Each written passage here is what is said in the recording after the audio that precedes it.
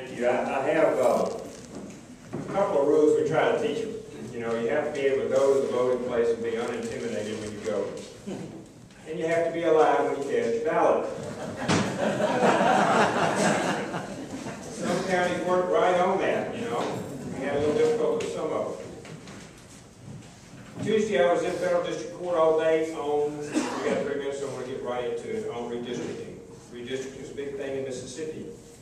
Members of the House, members of the Senate tried to redistrict this year. They were unsuccessful. The Senate didn't adopt the House plan. It takes a joint resolution of the Senate and House to have a plan. So it left. The NAACP sued me, Governor Barber, Attorney General Hood, 42 days after the census was delivered. Under the Mississippi Constitution, you have until the year following the census to redistrict.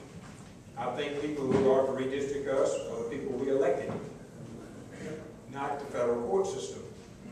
So I took that basic position that we ought to follow the Constitution.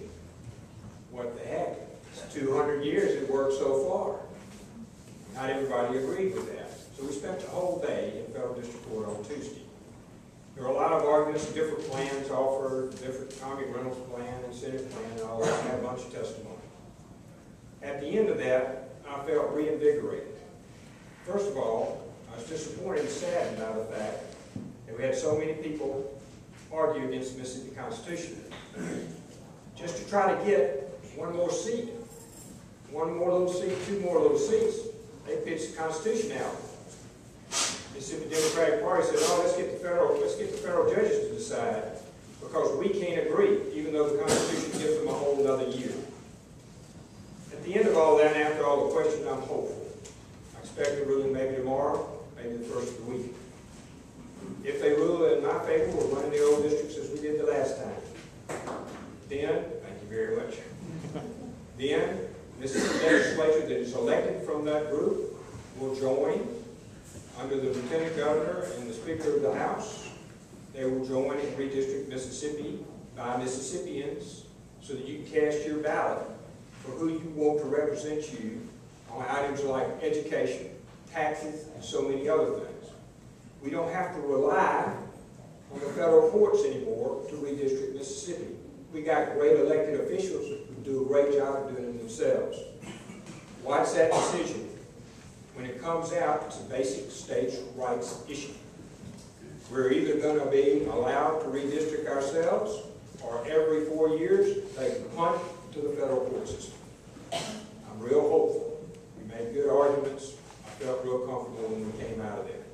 You'll see that come in the next couple of days, and maybe things will settle, and we'll be able to get on with the elections as we should in this city. What I've been doing, in addition to the elections, of course, we've got voter ID. They said we couldn't get voter ID.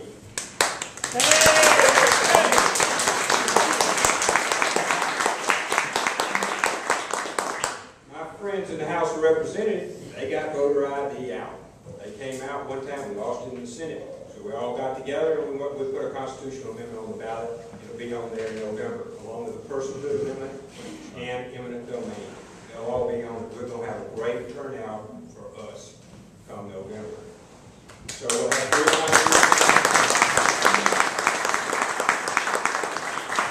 the good work of a lot of people in the Mississippi legislature. We've rewritten every business law in the state. This morning I was with Governor Barber at Kiowa announcing where they're going to turn trees into oil. You know, I can't explain how they do that, but there's been fixed to invest about $500 million in Mississippi to do it. They've already pre-sold it to Chevron, Hunt, and others. Mississippi will be where it should be, one of the leading energy export states in the country, right here. Really excited about that. All business laws are great. They're doing very, very well. 16th section, y'all will have it up here. Since I started running it about 3 years ago, we're up $30 million a year in revenue. My friends from DeSoto County think if you don't think that's important, ask Milton Kirkendall. He gets about a $3 million check a year. You get about $1 million in Lee County. Many other counties share in the revenue. It's real important that we manage state lands for the benefit of the children at a fair value. That's real important, and it's only increasing every year. I will tell you one other thing. Since I started every single year, I had to ask for a decrease in my budget. When I got there, my budget was $13.6 million. This year it's 11.9 million.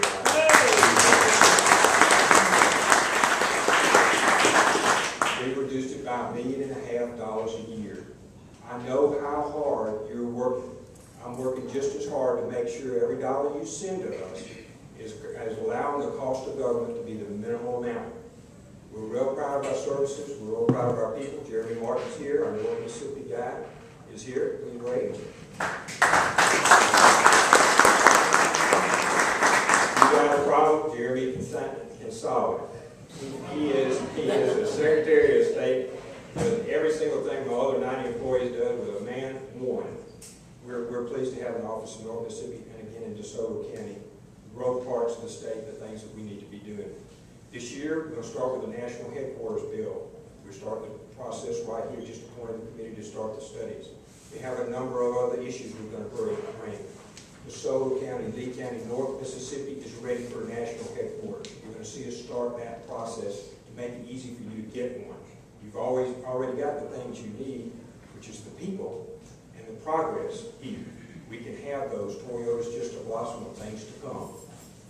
So, if you're looking for somebody that's going to fight for the Constitution, lower his budget $1.5 million per year, and enforce new business laws that help create jobs, manage your public lands better, I'm up for rehire.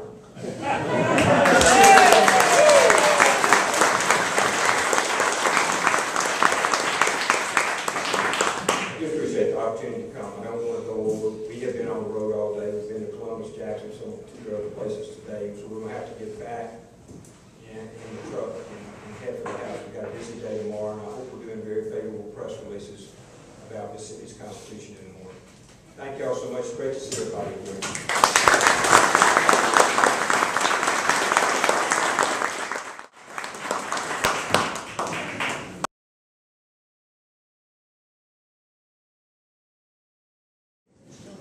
Terry Rogers, one of my boys, is running for supervisor in Marshall County as a Republican. The first time ever we've had a Republican.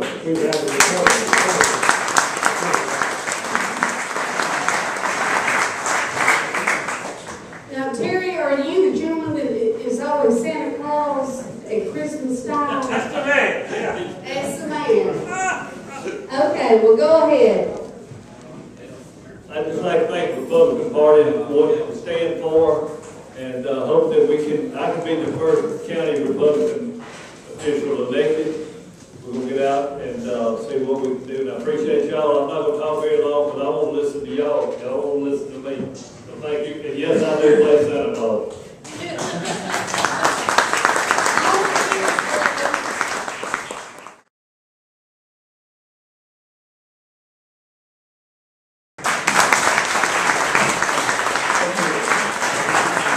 Very much. I'm Mike Tagert. There's many of you that I have not met. I'm proud to be here. I appreciate the invitation. More importantly, I'm proud and pleased to be serving as your Transportation Commissioner right now. The bullet points are pretty simple with who we are and what we're about. My wife and I have 2 beautiful children. We live in Starkville. As you know, and we're family divided, so we have allies in this part of the district as well. And we get a lot of goosing around, but we have a good time. We have a good family dynamic about it. We have 2 beautiful children. We live in Starkville.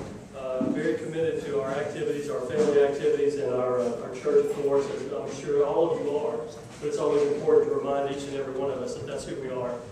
Why is the transportation race very important? For many reasons. The transportation department is one of your largest, if not your largest department, in and out, year in and year out. It's $1 billion of your tax-paying money. You need someone, and for that reason, and many other reasons, you need someone fiscally conservative who is interested in how to cut those corners and to make the most of your tax money for the largest agency in the state.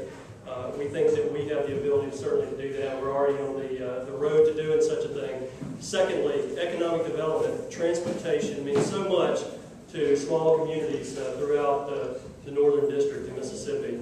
Small communities are so dependent on the transportation arteries in and out of their small towns and communities. If you don't have access you're not in the game for economic development. You're not in the job creation mode. And my background is in economic development as it relates to transportation specifically.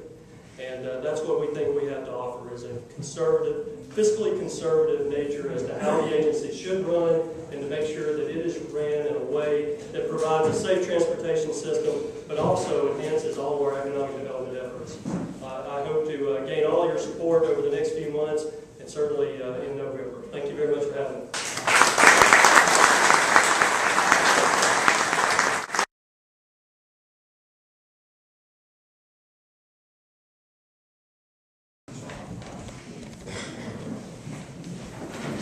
Thank y'all for having me here tonight. My name is Marvin from the Public Service Commission. My talk tonight is going to be very simple. Just going to ask you for three things tonight. Number one, I'm going to ask you for your prayers, and for all the other candidates out here tonight. We're doing a lot of traveling the last 10 days or so. My dad and I have traveled about 5,200 miles. So it's been pretty interesting just getting to get out there and get to meet everybody. I also want to ask tonight for your support. We have a lot of good Republicans running. We've got a lot of good people in there, and we're going to need that as well. I also want to ask tonight for your vote. That's what I'm here for, and that's what I want. Just tell a little bit about what we're doing in the PSC race, the Public Service Commissioner's race. Where we're trying to get out there and talk to people about what we can do for them.